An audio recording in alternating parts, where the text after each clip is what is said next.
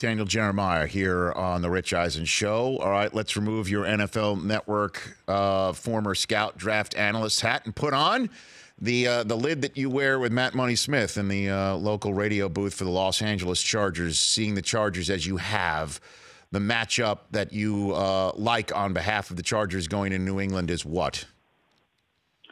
I think they match up extremely well with the Patriots. And when you look kind of across the board, the challenge is going to be the Patriots are going to come out and try and jam it down their throats.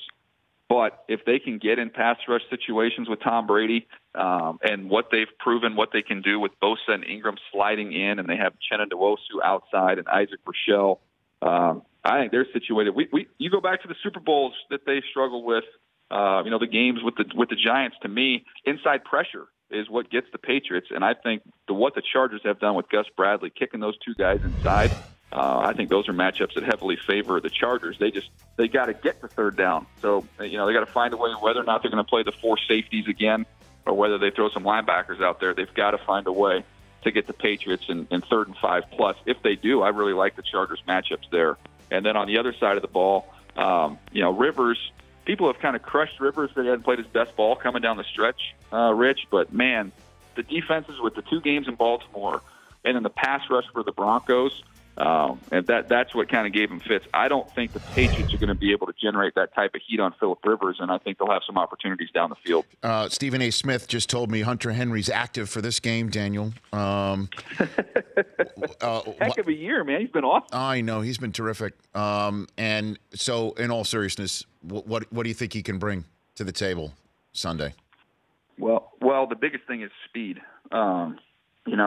He runs so much better than what they have right now with Antonio Gates and Virgil Green. And Virgil Green's been kind of an unsung hero with the job he does in the run game. He's outstanding as a blocker, and Antonio's playing his best football in terms of getting open and making plays down the stretch.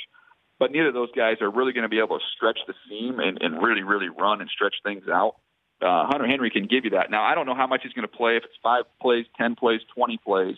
I know Bosa, when he was coming off that long layoff, they kind of targeted 20 plays, and I think he ended up playing 32 plays in that first game. So, what the target is, and I think that'll be adjusted based on how he feels. But I'm anticipating maybe about 20 snaps.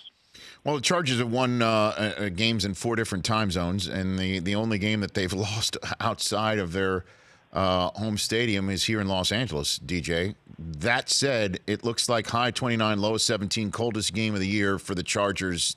That affects them how, do you think? They've been fortunate all year. I mean, this is a team that went to London and got good weather. I think it rained when you came the week after. But it was nice weather in London, nice weather in Cleveland, nice weather in Kansas City and Pittsburgh and Seattle. It didn't rain. I mean, they just had luck all over the place with weather.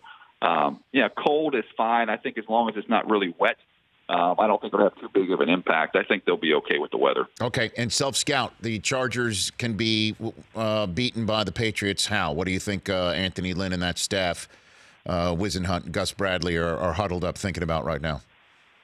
No, to me, this game is going to be won or lost based off what the Patriots do in the red zone. The Patriots are a death by a million paper cuts offense.